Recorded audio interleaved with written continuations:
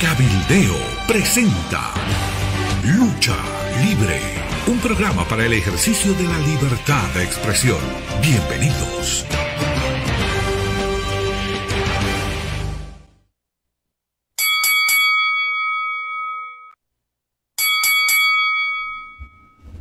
Miércoles 13 de febrero y Radio Cabildeo Digital les da la bienvenida a una nueva edición de Lucha Libre.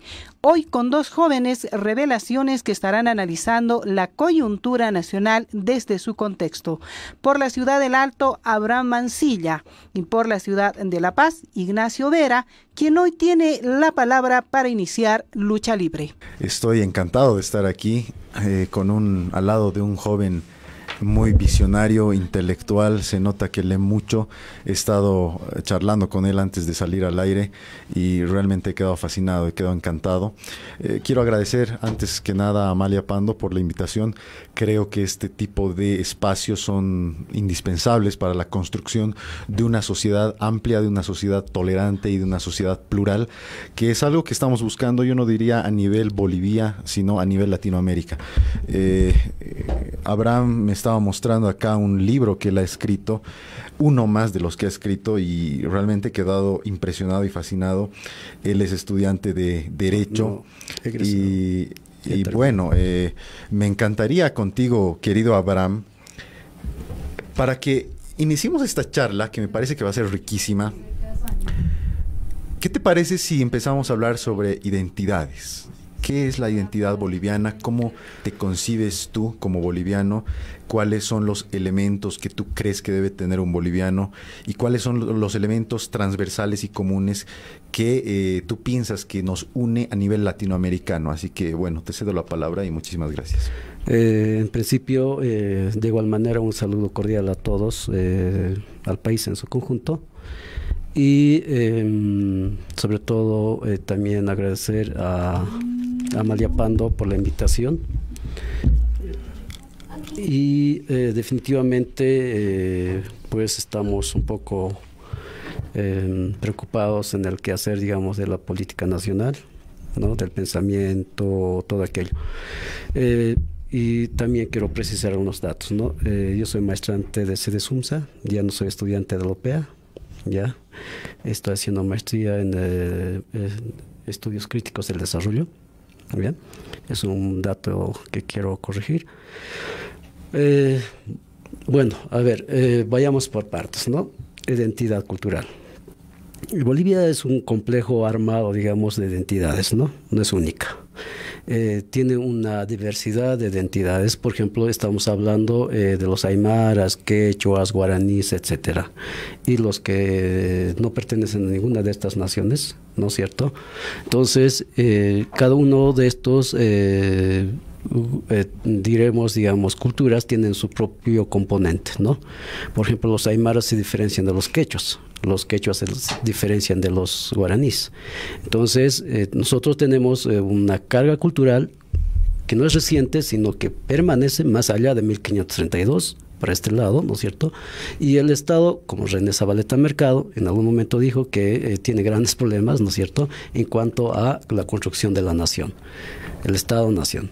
En este caso, no hemos podido lograr como Bolivia constituir el Estado-nación. Eso ha sido muy difícil y vamos a empezar a, digamos, desde el punto de vista de Zabaleta u otros autores, ¿no es cierto?, a teorizar y decir, bueno, hemos intentado, pero no hemos logrado constituir el Estado-nación. Ahora, ¿qué es el Estado-nación? Porque eso te da una característica, una identidad como Estado, como país, ¿no es cierto? En esa medida, sinceramente, después de 190 años de la República, seguimos en el mismo problema. ¿Por qué? Porque tenemos justamente estas identidades culturales diferentes, ¿no es cierto? Y estas identidades diferentes han estado en contraste, digamos, de desencuentro, ¿no es cierto? Y por lo tanto no se ha podido consolidar una alma nacional, si quieres, ¿no? A nivel global, a nivel macro. Porque ¿quién te da la característica? La identidad es la alma nacional, es el sentimiento común de todos. Entonces no tenemos un sentimiento común, porque eso es el alma nacional, sentir que todos somos pertenecemos a un Estado. Y eso no se ha logrado hasta ahora. Lo que ha hecho el MAS es un intento, digamos, de un nacionalismo, hablaremos de indigenista, ¿no? Entonces ni siquiera es, por un lado, parecido a Venezuela o Ecuador, ¿no es cierto?, que propugnan el socialismo del siglo XXI, ¿no? Que tienen otras características, ¿no?, de sentimiento, pero arraigados no necesariamente y con predominancia en términos de identidad cultural, basados en sus propias naciones indígenas, entre comillas. Pero lo nuestro es diferente. Es muy interesante lo que has mencionado, Abraham. Yo quisiera hacer una serie de acotaciones y de comentarios en torno a lo que has dicho. En primer lugar, mencionabas la obra y el pensamiento de René Zavaleta Mercado. Mira, yo creo que Zavaleta se ha movido o ha movido su pensamiento más en torno a una lógica de economía. Es decir, él nos habla de un Estado abigarrado, y esta concepción yo creo que está más vinculada a los movimientos y las fluctuaciones económicas que la sociedad boliviana ha ido teniendo a través del tiempo. Es decir, nos dice que tenemos una, digamos, superposición de capas o de estratos, más bien, económicos, que no están tan basados en la racialidad, en nuestros imaginarios, en nuestras concepciones teogónicas, religiosas y ese otro tipo de cosas que son netamente sociológicas, ¿no? Esto es algo más económico. En segundo lugar, quisiera comentarte, como estaba iniciando yo la carrera de Ciencias Políticas el año 2012 o el año 2013, en que leí un libro que se llama Identidad Boliviana, que es del vicepresidente de García Linera, que lo debes conocer tú, el libro me refiero. Es un librito muy, muy delgado, muy pequeño, que es casi una refutación personal, yo diría, al libro de Carlos Mesa que se llama La Sirena y el Charango, ensayo sobre el mestizaje. El señor García Linera nos habla de una identidad que es más o menos, se podría ilustrar en un eje cartesiano, en un plano cartesiano, mejor dicho. Tenemos la identidad boliviana, que es transversal, pero un eje que puede ser, que puede partir este plano y que está vinculado a estas otras identidades a las que creo que tú has hecho alusión. Tenemos, digamos, una multiplicidad de variantes en el área andina solamente, ni qué decir en el Amazonas y en las regiones orientales y bayunas. Pero más allá de todo, ¿sabes qué? Yo pienso que la cohesión social de Bolivia se debe a un hecho histórico, es decir, te lo digo en palabras sencillas, no por nada seguimos siendo Bolivia. A pesar de que suframos una endémica, digamos, corrosión de antagonismos y una histórica lucha entre Occidente y Oriente, yo pienso que hay un espíritu que nos une. Es decir, somos muy andinocéntricos. Hemos entendido la historia boliviana a partir de un eje andino, podría decirte así. Pero yo creo, al mismo tiempo, que Bolivia no se podría explicar sin algunos hechos históricos, concretos y objetivos que han sucedido en las selvas y en los valles, y en las selvas principalmente, porque tengo algunos datos, digamos, sobre eso.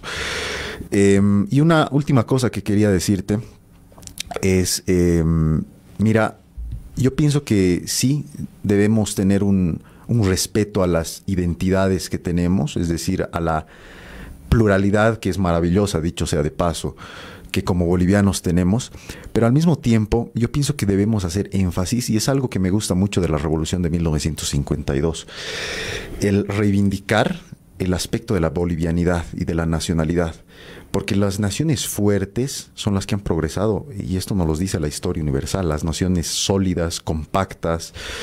Yo pienso que debemos reivindicar el aspecto del mestizaje, repito, sin desdeñar, sin menospreciar ni olvidar estos aspectos que nos hacen a ti, digamos, no sé, único porque por donde has vivido, o a mí por donde yo he nacido. Yo pienso que hay una transversalidad, un factor común que nos debe unir. Yo pienso que este factor común es el mestizaje. Tenemos varias teorías y planteamientos ideológicos y políticos al respecto, ¿no? En el país hay diferentes visiones y desde el punto de vista filosófico y político a la vez, ¿no? Eso hay que empezar, digamos, a escarbar. ¿Cuáles más o menos? Por ejemplo, tenemos dos lógicas distintas. Uno, a partir de una mirada, ¿no es cierto?, que sería anticolonial, si quieres, ¿no? Y la otra es esta postmoderna, ¿no?, en el que ya no hablamos de la anticolonialidad, sino hablamos de la ciudadanía, ¿no? Pero una ciudadanía sin base cultural es una ciudadanía vacía, ¿no es cierto? Claro. ¿Por qué? Porque simplemente estás haciendo énfasis, ¿no es cierto?, en términos de derechos, ¿no? Derecho a la educación, derecho al voto, derecho al acceso al poder, etcétera. Sí. Entonces, esos derechos, cuando no tienes derechos y deberes también. Claro, claro, deberes también, obviamente, pero sobre todo derechos, ¿no? Cuando no tienes una identidad, ahora, Sableta Mercado no solamente te habla en términos económicos. Cuando te plantea el Nacional Popular, ¿no es cierto? Pero hace un énfasis claro, más que énfasis, todo. Pero más allá de eso, tiene una carga ideológica. Con y la carga Vilca, ideológica viene a partir, ¿no es cierto?, de lo popular. ¿Y quién es lo popular? Y Zabaleta Mercado te va a empezar a hablar de campesinos. Y si tú sigues entrando más adentro, ¿no es cierto?, para extrañar, digamos, escarbar el término campesino, vas a encontrar una identidad cultural. Vas a encontrar aymaras, quechuas, guaraníes, ¿no es cierto?, que son obreros o son campesinos. Ese es un problema crucial que hay que empezar a discutir, que el MAS ha dejado de discutir.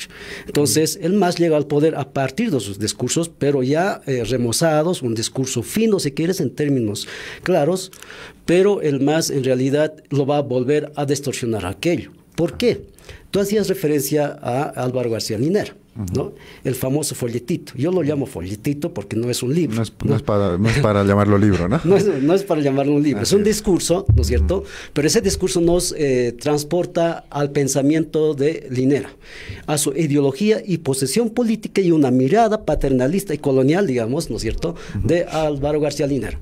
En una de las partes del texto, y es interesante, yo hago un análisis al respecto, divide al sujeto estatal en dos, ¿no? Al sujeto estatal de Bolivia. Ya.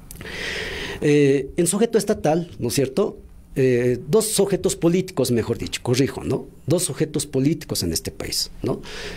Al primero lo va a denominar sujeto estatal, ¿no? Al segundo le va a llamar sujeto cultural. Ahora la pregunta es, ¿no?, ¿quiénes son los sujetos estatales y quiénes son los sujetos culturales, ¿no? Y García Linera va a teorizar y va a responderse, ¿no?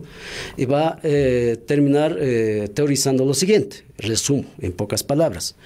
Va a decir que el sujeto estatal son los no indígenas, ¿no? Son los blancos.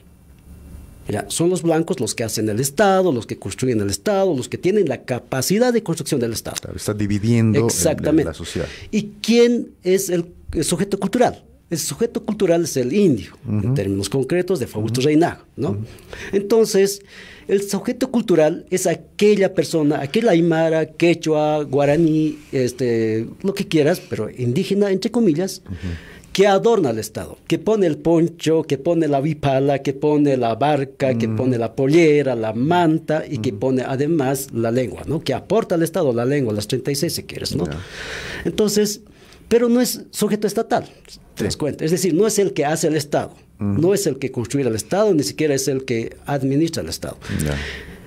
Con esa propuesta teórica, ¿no es cierto?, si tú analizas, entonces das toda la fe y la razón del por qué, digamos, quién decide aquí, en este país, en este Estado plurinacional, quién construye el Estado plurinacional y a partir de dónde está construyendo el Estado plurinacional.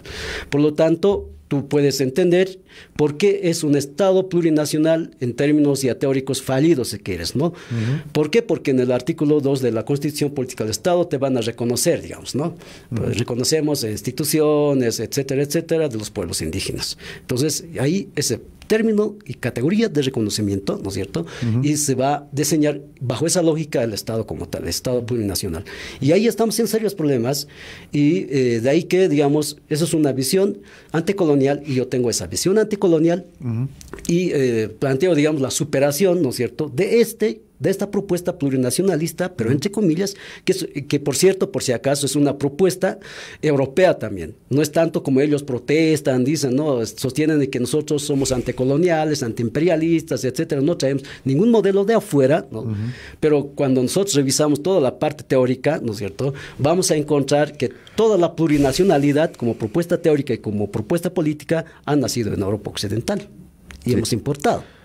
Sí, ¿sabes qué, Abraham? Mira, desde el punto de vista histórico, yo quisiera compartir contigo esta idea que siempre la comparto con otras personas interesadas en el tema de la historia y la sociología. El endulzar, el edulcorar nuestro pasado, y en realidad el pasado de cualquier pueblo, es tremendamente peligroso. Es decir, el decir que hemos vivido en un imperio inca o los, no sé, pues las sociedades aymaras o incluso vale para las sociedades aborígenes del Oriente. El decir que estas sociedades sean toda felicidad, toda bendición, armonía, es pues totalmente falso, ¿no? No por nada existían leyes que te decían no mientas, no robes, ni seas perezoso. El que hayan existido esas leyes te da una prueba fehaciente de que había gente que robaba, de que había gente que mentía y de que había gente que era floja. Claro. ¿No ve? El decir que el imperio español era toda virtud, toda inteligencia, que nos han traído lo mejor, es falso. Es decir, tenemos que lograr un balance humano y el aceptar que la humanidad, ya seas aymara, ya seas caucásico, ya seas indoeuropeo, anglosajón, tenemos una transversalidad que se llama justamente humanidad y que tiene cosas buenas y que tiene cosas malas. Tiene virtudes. Es decir, claro, somos una fusión. Claro. ¿Y sabes qué? Mira, termino con esto. Yo creo que algo que es terrible, digamos, para los indianistas, que es 1532, de lo que estábamos hablando. 1492 y 1532. Ya, digamos, ¿no? Pero quiero hacer énfasis en la caída de Cajamarca y la caída de Atahualpa.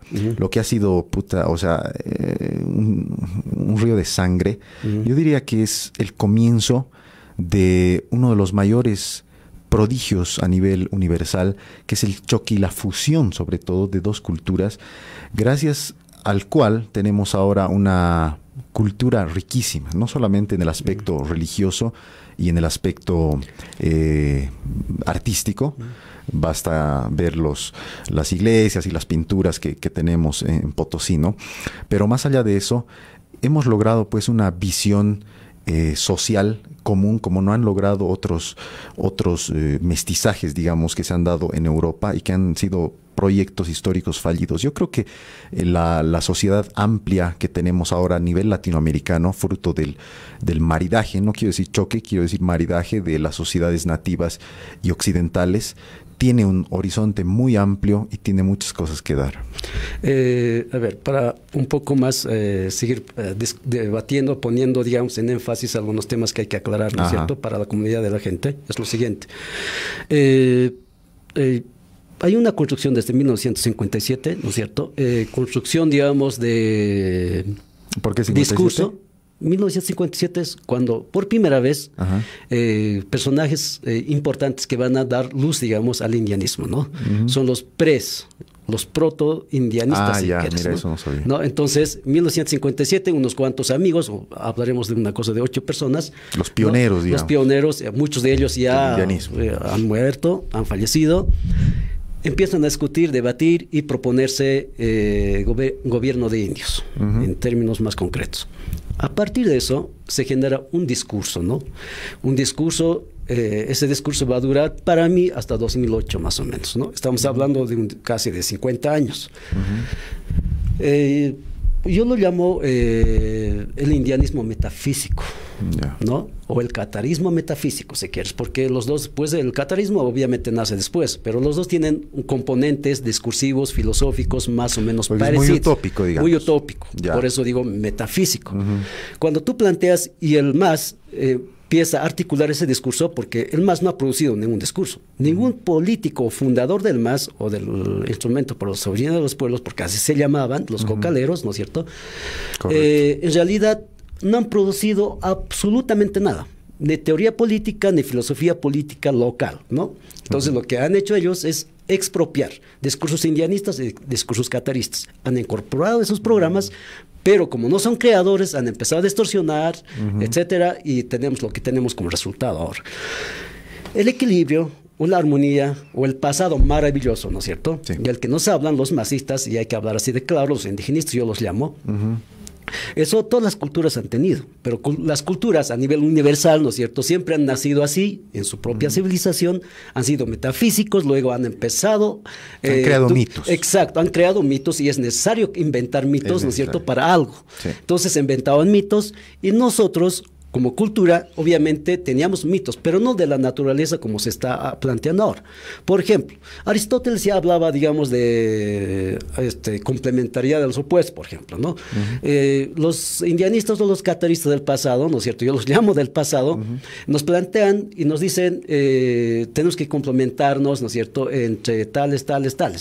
Pero hay un error teórico fatal, ¿no es cierto?, cuando nos plantean complementación de opuestos sin haber revisado, digamos, a Aristóteles. Aristóteles te plantea con mayor sencillez cómo funciona esa complementariedad de los opuestos. Pero Aristóteles te está hablando de la metafísica, ¿se da cuenta? Entonces, por eso es una construcción metafísica. Y el más argumenta aquello, y no por nada, tú decías, la humanidad es así, el mal y el bien. Los dos componentes de comportamiento, etcétera, existen en el ser humano, y no por nada vamos a encontrar en palabras quechuas, en términos aymaras, vamos a encontrar, por ejemplo, jihuayaña. ¿Qué quiere decir jihuayaña, no? Quiere decir matar, asesinar, si quieres, su sinónimo. Entonces, hacer desaparecer. Claro, exacto. Entonces estás hablando de alguien que también pues cometía, digamos, asesinatos, cometía robos, como un montón. Sí. Entonces somos seres humanos que tenemos varios componentes. Otra cosa muy distinta es presentarte, digamos, frente a un modelo, un pensamiento, como una alternativa, queriendo mostrarte algo bueno, algo bonito, algo maravilloso, ¿no? Y eso es metafísico. Entonces tenemos que aceptar, superar esos límites, ¿no es cierto?, discursivos, que en realidad no nos permiten avanzar. Creo que hay que despejar, ¿no es cierto?, y hay que insertarse en la lógica de la humanidad, en el que tanto aymaras, quechuas o no aymaras, mestizos, como tú decías, tenemos pues los mismos errores de la humanidad. De cualquier ser humano, ¿verdad? Claro, es universal. Entonces, no es científico, para empezar, decir que somos una taza de leche. Exacto, bueno. Abraham, coincido en muchas de tus ideas. Creo que esto muy poco tiene de lucha libre. Y no, pues realmente no me queda otra cosa sino reforzar lo que dices, ¿no? En primer lugar, algo que me olvidaba decirte en mi anterior intervención es esto de que García Linera divide la sociedad entre una sociedad de hombres que son constructores del Estado, digamos, sí, y otra parte de hombres que son estas personas que crean mitos y que están más vinculadas con la popularidad, con los estratos bajos en la práctica, ¿no? Yo creo que ese es un discurso muy anacrónico que debemos dejarlo atrás. ¿Sabes por qué? Porque hay ahora en el MAS, digamos, para hacer guerra mediática y electoral, esta idea de hacer creer a la población que el concepto de ciudadanía o de ciudadano es excluyente. Ellos están diciendo, has debido escuchar o ver que digamos, por ejemplo, Carlos Mesa está diciendo que solo los ciudadanos valen. ¿Y quiénes son los ciudadanos? Los ciudadanos son los que viven en las ciudades. Es totalmente falso. El concepto de ciudadanía nace en 1789, la Revolución Francesa, y reivindica los derechos de las clases más marginadas y oprimidas a lo largo de la historia. Te estoy hablando de campesinos, te estoy hablando de vasallos, te estoy hablando de artesanos y obviamente la burguesía, ¿no? Pero a fin de cuentas es una reivindicación de derechos de clases oprimidas. Entonces el concepto de ciudadanía es algo totalmente opuesto a ser excluyente, es algo muy incluyente. Ahora, tú bien decías que esto es una mera parte, digamos, jurídica, ¿no? De que nos otorga derechos y nos otorga deberes. Y no podemos vivir en una dimensión solamente jurídica. Tenemos que tener riqueza identitaria y cultural. Y es en ese sentido que yo creo contundentemente que debemos hacer esfuerzos sociológicos desde la academia, desde nuestras leyes bien hechas obviamente, para unir estas dos dimensiones, esta dimensión jurídica que tenemos, que nos otorga derechos y deberes, o dimensión política, llámala si quieres, y esta otra dimensión de riqueza o de nuestro bagaje, de nuestra identidad. Tenemos que hacer coincidir esos dos puntos para vivir en una sociedad íntegra, que sepa respetarse y que sepa poner en práctica de buena forma todo este pasado que tenemos. Otra cosa, sobre esto de nuestra historia, coincido también contigo, que creo que todos necesitamos mitos, todos los pueblos necesitamos mitos, los necesitamos porque nos hace ricos, porque nos hace orgullosos. El orgullo es uno de los factores positivos que tienen las personas a nivel individual, también yo diría, y nos dan un norte donde tenemos que llegar, pero de una forma abstracta, no objetiva. Lo que hacen los indianistas es tratar de inculcar de que debemos mirar hacia atrás, ¿no? ¿Ve? La idea del Naira Pacha, de que la historia es cíclica y de que la historia es en realidad el futuro. Totalmente contrario a lo que dicen Marx, a lo que dice Engels, de que la historia es un movimiento lineal de una tesis que se antepone a una antítesis y que forma una síntesis. Y esto me conecta a mi última idea que te quería comentar. Yo creo que hay unos esfuerzos ímprobos e infructíferos por querer juntar la teoría indianista o las teorías, todo lo nativo si quieres, de Occidente, con las teorías marxistas. Yo creo que este es un total, es decir, es algo inaplicable tanto para la teoría cuanto peor para la práctica. Lo que quiere hacer el señor García Linera desde no sé hace cuántos años, ¿no? En primer lugar, hay que hacer una precisión básica y fundamental. El marxismo te propone la abolición total de la propiedad privada, ¿no? Y la dictadura del proletariado. Y el campesino es en esencia un pequeño burgués. ¿Por qué? En términos marxistas. Claro, en términos marxistas, porque tiene su parcela de tierra, tiene sus instrumentos y en algunos casos tiene a sus peones, claro, el campesino, ¿no? Entonces, yo creo que son cosas que, además que inaplicables, están confundiendo ahora a niveles académicos en nuestras carreras de sociología, de antropología. Yo charlaba hace pocas semanas, hace unas 2 o 3 semanas, con un joven, muy joven, está iniciando la carrera de sociología, y ahí me decía, ¿sabes qué, Ignacio? Yo creo que el marxismo es un rendido devoto del MAS. El marxismo y el indianismo son totalmente complementarios. Y es justamente ¿por qué? Porque había leído estos discursos y estos folletos de García Linera, y que pues yo creo que están causando distorsiones académicas muy graves. ¿Qué opinas? En realidad, dos cosas que hay que puntualizar según mi percepción y mi análisis, ¿no? Uno, como tú decías, es decir, tenemos un error gravísimo de concepción y de normalización de un concepto, una categoría política, ideológica de los indianistas o los cataristas, a partir del término. Se cree que se lee, digamos, así tal cual es, ¿no? Pero no se analizan los componentes lingüísticos para empezar. Por ejemplo, Naira Pacha, digamos, es el retorno al pasado. Así se entiende, ¿no? En la academia, en cualquier parte, en este país, a partir del discurso de las conceptualizaciones en los escritos de estos teóricos, digamos, del actual gobierno. Lo cual es falso, por ejemplo. Cuando tú empiezas a descomponer la parte lingüística, ¿no es cierto? Por ejemplo, el Naira es el adelante, no es el retroceso. Naira quiere decir... Naira no es ojo, más bien. Naira es el ojo, pero es el adelante. Porque el ojo siempre está adelante, no está atrás. No, pero es ojo, claro, precisamente. Claro, es el ojo preciso, pero también significa adelante. Ya. Adelante. Naira Pacha es ir adelante.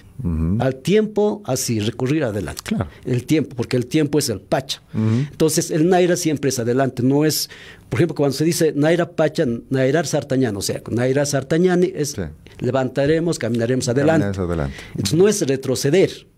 ¿Se da cuenta? Entonces, ellos entienden al revés, ¿no? Por eso digo que está distorsionado todo. Así como, por ejemplo, el Sumacamaña, ¿no es cierto? Lo han traducido como vivir bien. El Camaña es un lugar, un espacio, un estar, ¿no? El vivir es jacaña. Entonces, ya no tendría que traducirse, ¿no es cierto? Vivir bien.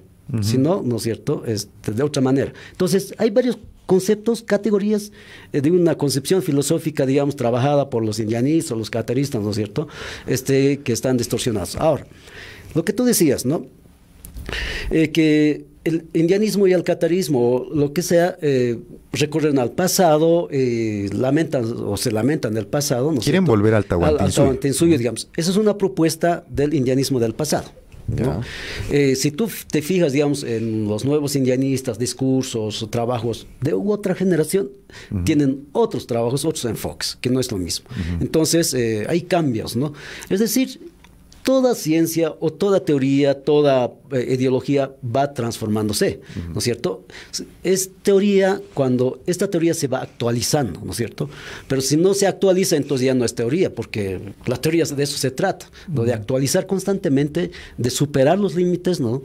Pero de lo contrario ya no sería nada. Ahora, cuando García Linera plantea sus sujetos políticos, estatales y culturales, para mí es tremendamente colonial, ¿no? Porque en un Estado antecolonial, como se declara en los preámbulos, digamos, de la Constitución Política del Estado, que hemos dejado el pasado colonial, es algo que supera algunos elementos prácticamente básicos. Por ejemplo, no tienes por qué, digamos, subordinar ni teorizar si has dejado al pasado, ¿no es cierto?, lo que fue, ¿no? Que el sujeto cultural es el aymar, el quechua, que te adorna el Estado, porque el adornar es poner un poncha a una cosa, ¿no? En este caso, el que construye es supuestamente el no indígena. Entonces, todos... Y ya los filósofos griegos, inclusive sobre el tema del Estado, empiezan, aunque sin el término concreto, pero en cuanto a política te empiezan a dar ciertos argumentos, ¿no? Sí. Todo ser humano, a partir de la razón, ¿no es cierto?, es constructor de una institución política. Estamos hablando de una institución política. Todo ser humano construye una institución política, por eso es ser humano, ¿no? Aquel ser vivo, ¿no es cierto?, que no construye una institución política, por ejemplo, podríamos ser un ave, ¿no? Un ave no ha superado sus límites, por ejemplo, sigue construyendo de pajas o lo que sea su nido. Su nido no es pues algo moderno, ¿cierto? No es que está construyendo, digamos, ahora nidos de edificios, cosas así. El ser humano ha ido construyendo edificios modernos, ha ido superando límites, etcétera, etcétera. Entonces, por eso es ser humano y es por esencia constructor de una institución política, no solamente constructor cultural, ¿no? Entonces, el Estado es una institución política y jurídico. Y si es una institución política y jurídico el Estado, entonces el aymar, el quechua, todos han tenido instituciones políticas, han construido instituciones políticas, como por ejemplo, estamos hablando de sus autoridades, Gilcatas, Malcos, etcétera, etcétera, Apumalcos, que son autoridades de una institución política, ¿no? Por lo tanto, esa institución política tiene sus propios mecanismos de democracia participativa o comunitaria, como quieras llamarlo. Por lo tanto, no es pues un sujeto solo cultural, ¿te das cuenta? Entonces, cuando García Linera empieza a plantearte, empieza a teorizar aquello, para mí es súper colonial, paternalista, patriarcalista además, ¿no? Verticalista. Y por lo tanto, son teorías mezcladas, ¿no es cierto?, con la dictadura del proletariado. Ahora, hay otro elemento que hay que empezar a superar. Por eso, para mí, todos pensadores de socialismo del siglo XXI son demasiado infantiles, yo diría. No siquiera posmodernos. Claro, pero son infantiles, ¿no? Son demasiado infantiles y aventureros, ¿no? Sí. Aventureros, ¿por qué? Porque empiezan un poco a remozar el marxismo como tal y pretenden, digamos, mezclar entre un pensamiento nacionalista, porque el indianismo catar es un pensamiento nacionalista, ¿no? Con mucha carga cultural, si quieres, identitario. A ese pensamiento lo quieren, ¿no? Cuajarlo, quieren amoldarlo, asamblarlo, ¿no es cierto?, con el marxismo, pero cometen un grave error. El sujeto cultural y político, yo lo llamo sujeto cultural y político, al aymar o al quechua, al campesino que vive en el campo, ¿no es cierto?, maneja no solamente un modelo de desarrollo económico, político y social, maneja las dos, si quieres, ¿no? La propiedad privada y la propiedad colectiva. La propiedad privada está basada en la sayaña, ¿no?, que es su propiedad, ¿no?, de él. Y la propiedad colectiva está basada en el Ainok, que es de todos, ¿no? Es el Ayllu, ¿verdad? No es el Ayllu. Eso es una forma de organización social, ¿ya? Pero que también está basado en un territorio. Claro, está basado en un territorio, pero más que todo, eso es un sistema de territorio, es un sistema político, de organización, es un modelo, si quieres, de desarrollo social, ¿no? El ayllu es eso. Ahora, pero en cuanto a propiedad, estamos hablando de dos tipos de propiedad. Una propiedad colectiva, una propiedad individual. Lo colectivo sería, por ejemplo, el Estado boliviano, donde todos tenemos derechos, somos parte y miembros del Estado boliviano, y todos tenemos derecho a todo, porque, por ejemplo, el TGN maneja nuestros recursos y somos propietarios del TGN, de ese recurso que manejan, ¿no? Entonces, es lo colectivo. Pero tenemos nuestras propiedades privadas, que son nuestros bienes, ¿no es cierto? Inmuebles, por decir, algo así. Entonces, en el ayllu o en el sistema, digamos, de los campesinos, las dos cosas funcionan. Lo que pasa es que estos señores, como no han teorizado de manera seria, ¿no es cierto? Entonces, confunden solamente, dicen que los ayllus, las comunidades son comunitarios, ¿no? Sí. Comunitarios, y hay que incorporarlos, y a partir de eso se plantea García Linera, digamos, el socialismo comunitario del siglo XXI, por ejemplo, en nuestro caso, ¿no? Y para mí es una aberración histórica y teórica ese concepto, y estás haciendo daño no solamente a la mente, digamos, de los intelectuales, sino a los estudiantes, al conjunto de la sociedad, decía, porque en el colegio le estás enseñando así, tu malla curricular es así, digamos, del colegio, y por lo tanto, pues, estás prácticamente llevando al suicidio intelectual, ¿no? Totalmente, Abraham. A ver, dos cositas. En primer lugar, ¿sabes qué? Antes yo tenía la idea de que el MAS tenía buenos ideólogos, más allá de que yo no comparta, digamos, sus ideas, pero que tenía gente que pensaba muy bien, y que había construido de alguna manera toda una teoría que era esta del Estado plurinacional, que es una construcción a la cual seguimos, entre comillas, apuntando, ¿no? Parece que hasta las calendas grecas. Pero con el paso de los años, cuando estudiaba ciencias políticas, me he dado cuenta que no había sido así, y coincido contigo en que yo creo que los del MAS han agarrado teorías del marxismo, de los neomarxistas, de los posmodernos incluso, de los indianistas, de los indigenistas, y han canalizado estas ideas totalmente académicas, digamos, intelectuales, del pensamiento puro, para disfrazarlas de un discurso muy demagógico, y se ha vuelto totalmente discurso político, y lamentablemente se ha plasmado este discurso en leyes fútiles. Tenemos una constitución. Hace poco escribí un artículo que se llama 10 años de nuestra constitución, haciendo un análisis muy breve en lo que te puede dar un artículo de 3.800 caracteres. Yo creo que nuestra constitución es una de las más triviales y con más paja literaria que ha existido en el mundo. Haciendo un análisis con Carl Schmitt, que lo debes conocer, es un constitucionalista alemán. Él te dice que hay varios tipos de constitución, y en su libro Capital te dice, él hace una enumeración, primero, de todas las cosas que no debería ser una constitución. Una constitución no te debe dar un estado ideal, que es lo que tenemos, nos pinta las mil maravillas. No debe ser relativa. ¿Cuándo se relativiza? Cuando hace énfasis en derechos de ciertos sectores de la sociedad, cuando debería ser algo transversal. Cuando nace como fruto de coyunturas políticas determinadas, y es lo que ha sucedido ahora. Es decir, nuestra Constitución, para mí, te lo digo como sujeto, o sea, una opinión muy personal, es todo lo que no debería ser una Constitución. Pero bueno, otro punto que te quería mencionar es esto del marxismo que tú me decías.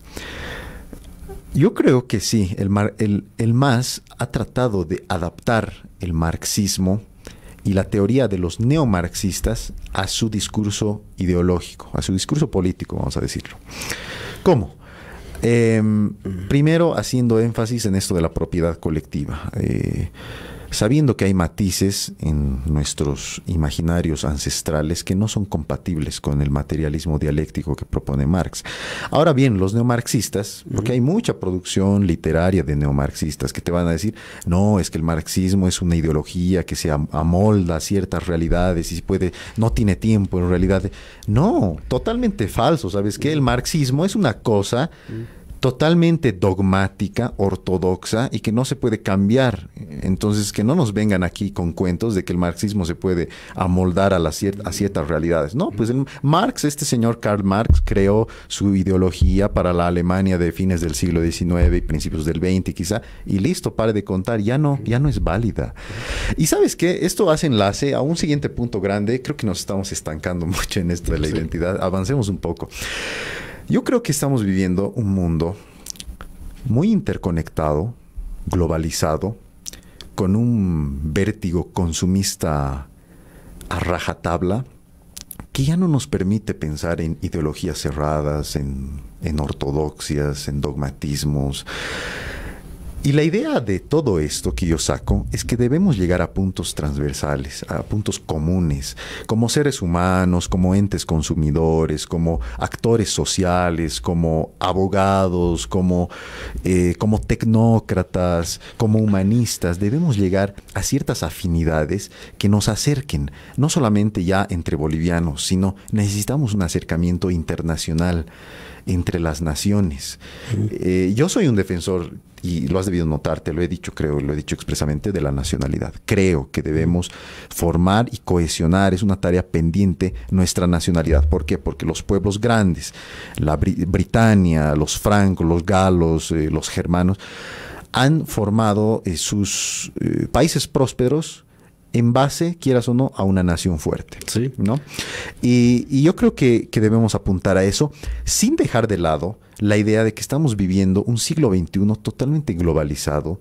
El mundo de las telecomunicaciones ha avanzado tanto que ya no nos permite mirarnos el ombligo. Es decir, en términos prácticos debemos hallar una ruta que nos convenza de que nos necesitamos entre nosotros. Aymaras, quechuas, guaraníes, y dentro de nosotros mismos de que necesitamos a las otras naciones. Es decir, es el signo del tiempo. Yo creo que las personas y las naciones que no asuman esto están destinadas no a perecer, pero sí a retrasos históricos, y la prueba de ello contundente es, mira cómo estamos en nuestro país. Creo que en términos, digamos, de ya números, ¿no es cierto?, sobre el tema del marxismo, cuando no tenemos claro la idea de qué es el marxismo, si es aplicable o no es aplicable a países concretos, pero no solo a países como Bolivia, Ecuador, Venezuela, sino es una situación global. Países donde se han intentado desarrollar el marxismo son países que se han hundido, digamos, en la miseria y en la pobreza, ¿no? Te hago una preguntita así de sí o no. ¿Tú crees que el marxismo es aplicable hoy en cualquier país del mundo? Se ha demostrado que no. Por ejemplo, la situación así, coyuntura actual, para que la gente se dé cuenta, ¿no? El caso más patético es Venezuela. Es catastrófico, digamos. Cuba también. Cuba también. Pero hablaremos solo de Venezuela, para no abordar, digamos, otros temas por el factor tiempo. Hablaremos de Venezuela actual, así, ¿no? Tenemos algunas cifras. PIB de ¿cuánto por ciento? Menos 18%. Menos, estamos negativo 18%, hundiéndose, ¿no? Hablaremos de inflación, 1.370.000 de inflación. Hablaremos de reservas internacionales. Antes tenían más o menos cerca de 30 millones, 1.000 millones de reserva. Hoy tiene 8.400 millones. Esa es su reserva internacional. Es decir, y podemos seguir hablando así. Sí. Por ejemplo, y ahí, ¿no?, el socialismo del siglo XXI, el marxismo como tal, como modelo de desarrollo, ¿no es cierto? Resultados así, números, ¿no es cierto? En Venezuela, ¿qué es? En Venezuela es, por ejemplo, la pobreza, ¿no es cierto?, extrema, a un 60%, o sea, un 40%. Y una pobreza como tal, estamos hablando de un 61%. Es decir, un país que es el tercero o cuarto productor del petróleo está sumido en la pobreza, ¿no? Más de la mitad de sus habitantes son ya declarados pobres. Entonces, si es un modelo exitoso, si el marxismo, históricamente, tanto en Rusia, o la ex-URSS por si acaso, ¿no es cierto?, y también China de Mao, todos conocemos por historia de que estos países se hundieron, ¿no?, con este modelo. Por eso, para mí, el marxismo como tal no es ni el socialismo como tal no es un modelo aplicable en ninguna parte del mundo. ahí vamos a observar la emergencia, ¿no es cierto?, de países asiáticos. ¿Por qué en este momento ya no hay una polaridad, digamos, del poder de Estados Unidos, sino hay multipolaridad, así hablando en términos geopolíticos, ¿no es cierto? Estamos hablando de China, estamos hablando de Rusia, estamos hablando de Estados Unidos y otros países asiáticos, ¿no? Que están emergiendo como países poderosos en términos económicos y en términos políticos, que tienen la capacidad, digamos, de contrarrestar geopolíticamente a Estados Unidos. Entonces estamos viviendo una etapa, digamos, de desarrollo de la multipolaridad, ¿no? Pero estos países emergentes de Asia no son comunistas, para empezar. Veamos Corea del Norte, está sumido en la miseria. Y al ladito tienes a Corea del Sur, un país emergente. Súper próspero. Exactamente. Entonces, ¿cuál es el secreto, no? El secreto es lo que tú decías. Somos un país, no somos una isla, estamos interconectados, necesitamos interconectarnos a nivel global, en términos políticos, en términos económicos, porque si no nos abrimos vamos a asfixiarnos. Ahora, los países asiáticos como modelos, digamos, han desarrollado las dos cosas. La economía netamente capitalista, por si acaso, ¿no es cierto?, pero con fuerte, digamos, presencia en temas estratégicos del Estado. Esos son modelos, estamos hablando de modelos, digamos, claro, tienen sus falencias, como por ejemplo, tienen una característica Singapur, por ejemplo, es un gobierno autoritario, si quieres, en cierta medida, pero lo importante es que hay cero tolerancia a la corrupción. Lo menos que hay en este país en este momento es socapar la corrupción, ¿no? Hay una corrupción tremenda en todos los niveles del Estado, pero cuando es del MAS, el corrupto, pues se protege, ¿no? Cuando es de la oposición, entonces se le mete a la cárcel, digamos, en 2x3 a la cárcel. Esos términos yo creo que hay que empezar a analizar y en realidad, pues en varios aspectos coincido contigo porque si tú ves, digamos, cuando el alma nacional, yo hablo del alma nacional cuando Franz Tamayo te planteaba, ¿no? El genius loci, ¿no? Claro, entonces Franz Tamayo te hablaba del alma nacional, de la energía nacional, ¿no? Ahora, ¿cuál es la energía nacional? La energía nacional es nacionalismo, somos una nación, queremos como una nación fortalecernos, emerger, dialogar entre nosotros, ¿no es cierto? Conversar, debatir, porque ese es... en eso consiste, digamos, la democracia. En este momento no vivimos una democracia plena, vivimos en una democracia formal, ¿no? En el que votamos, por ejemplo, el 21F es una prueba patética de aquello, es una prueba fehaciente, ¿no es cierto? Porque se convoca un referéndum, pero sin embargo, ¿no es cierto?, no se respeta, digamos, la voluntad popular. Totalmente. Entonces estamos en una democracia formal, que es formalmente reglado por normas, etcétera, por instituciones, pero sin embargo no tiene materialidad concreta. Es decir, no se cumple, digamos, el resultado, digamos, ni se respeta el resultado de una elección, de un voto. Tú hablabas al principio de esta tu última intervención de Venezuela. Pero mira, estimado Abraham, yo no creo que Venezuela sea un marxismo. Venezuela es una mafia totalmente vil y corrupta. Ya no podemos hablar de Venezuela como un marxismo. A ver, yo no creo que en la historia universal haya habido en realidad un gobierno de corte marxista o que siga las líneas marxistas. ¿Por qué? Porque el marxismo te plantea la dictadura del proletariado y eso nunca ha habido. Pero nos podemos aproximar. Vamos a tomar a Rusia, la Rusia de 1917 para adelante. Se instala una cúpula que luego se vuelve camarilla, oligopolio, rosca y así va degenerando. Porque, como te digo, no ha habido nunca... en el estricto sentido del término, una verdadera dictadura del proletariado. No eran proletarios esos tipos, Kamenev, Zinoviev, Lenin, Trotsky, Stalin, eran tipos de mitad para arriba, hablando en términos económicos. Entonces, yo creo que el marxismo es una interesante herramienta para analizar la historia, ¿ya? Para analizar de modo dialéctico, más allá de que, digamos, retomemos o no la identidad de leer la historia de manera cíclica, de lo que estamos debatiendo. Más allá de eso, yo creo que es una herramienta interesante para analizar la economía, pero para aplicar como modo dogmático y ortodoxo en nuestra realidad y en la realidad de cualquier país del mundo, no creo. ¿Sabes por qué?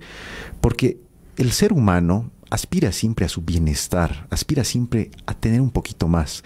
Aspiras a que tu hijo estudie en la universidad, a que haga su posgrado, a que tenga su autito, a que tenga 5 hijos y que sus 5 hijos vivan bien, cosa que te limita el marxismo. Es decir, la esencia humana está en contradicción con lo que te plantea el marxismo. En segundo lugar, te quería poner un ejemplo. Yo creo que el mundo, digamos, el desarrollo económico en el siglo XX ha ido en América Latina como un péndulo de izquierda a derecha. Los conceptos del desarrollismo, los conceptos, el viejo esquema cepalino que se ha ido, de la CEPAL, que se ha ido superando, han ido planteándonos una serie de elementos que tenemos que seguir algunos y que tenemos que desechar otros. Lo que pasa es que en América Latina, al movernos como un péndulo de izquierda a derecha, y lo estamos volviendo a ver ahora con Bolsonaro, por ejemplo, esto nos crea desestabilidad y nos crea, es decir, rompe la lógica de una progresión, de un crecimiento económico constante. Yo creo que los políticos de ahora deben ser muy pragmáticos, y por esto yo admiraba mucho al señor Barack Obama. Él era un hombre, es un hombre que mira hacia adelante y que él tiene una fuerte carga identitaria. Él es una persona de color. Nunca nos hubiéramos imaginado tener una persona de color en la presidencia en los Estados Unidos. Y él dijo en uno de sus primeros discursos, el año 2009, si no me equivoco, yo no estoy aquí para edulcorar el pasado de mi nación, digamos, negra, ni estoy aquí para detractar a los que nos invadieron, ni estoy aquí para detractar a nadie, sino para encarar las cosas con pragmatismo. Exacto. Y eso es lo que tenemos que hacer ahora. Yo pienso que la teoría, las ideas, la academia son muy importantes, van a seguir siendo importantes, en tanto y en cuanto nos ayuden a descubrirnos y a descubrir esa identidad que nos ayude a proponer, no a destruir. ¿De qué nos sirve un libro o un folleto o un artículo periodístico que nos dice que todo lo que hemos vivido ha sido oprobio, destrucción, miseria? ¿Para qué? Eso no construye, ¿verdad? Y la esencia de la universidad, del intelecto, de la academia, del pensamiento humano es la construcción, o esa debería ser la esencia. Me avisan que tenemos 5 minutitos, se nos ha pasado rapidísimo el tiempo, así que yo voy a terminar aquí, te voy a dejar la palabra. Creo que hemos llegado a varios puntos, si no a todos, en coincidencia. Y creo que el fundamental es el siguiente, y lo voy a plantear de forma muy sintética. Más allá de que en la historia humana haya representado la historia universal digamos, una lógica de choque ayer entre vasallo y señor, antes entre esclavo y digamos dueño del feudo donde vivía el esclavo, y luego entre pongo y hacendado, ahora entre colonialistas y decolonialistas. Más allá de todas estas lógicas y dialécticas confrontacionales, yo pienso que debemos asimilar que el ser humano es un ente riquísimo, complejo, con miserias, con virtudes, pero con la capacidad de mirar hacia adelante y de proponer una construcción, ya sea estatal, colectiva o individual, pero que te permita un futuro. Ha sido pues un gusto conocerte, Abraham, y encantado cualquier rato para conversar contigo, y te dejo con la palabra. Para mí igual ha sido un gusto, y bueno, para poder ya complementar y cerrar, digamos, con este debate, lo siguiente, ¿no? Solamente para precisar. Raúl Priberich ya nos da varios enfoques en cuanto, digamos, al desarrollo entre periferias y centros, ¿no? Nosotros seguimos siendo, para que veamos esto de manera más precisa. Bolivia ha tenido una oportunidad desde el 2000 para este lado, ¿no es cierto? Y hablaremos sobre todo en este gobierno, una oportunidad de desarrollo, de insertarse, digamos, como un país en vías de desarrollo, pero en su verdadera dimensión. Pero lo que se ha hecho más bien es despilfarrar, ¿no es cierto?, y seguir siendo dependientes, ya no de Estados Unidos en su gran magnitud, sino depender, digamos, de otros imperios emergentes. Estamos hablando de China y Rusia. En este momento hay un reacomodamiento de imperios, ¿no?, geopolíticamente en términos globales. Entonces, nosotros ya no dependemos ni siquiera, digamos, en la misma dimensión de antes, de Europa Occidental y de Estados Unidos, pero dependemos con mayor, ¿no es cierto?, incidencia de Rusia y de China. Eso nos sigue manteniendo en la periferia. Seguimos exportando bienes primarios, ¿no es cierto? Hemos dejado de depender de los Estados Unidos, pero seguimos dependiendo. Exactamente. Y además nos sometemos, ¿no es cierto?, a los designios y prácticamente a las reglas de juego de China, cuando te imponen mediante decretos, varias condiciones, etcétera, etcétera. Entonces sería un poco largo hablar sobre el tema. Yo me despido y pues es un saludo cordial a todos. Un saludo a todos. Gracias.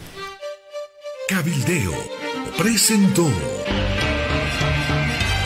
Lucha Libre, un programa de opinión que se transmite de lunes a viernes. Gracias por su sintonía.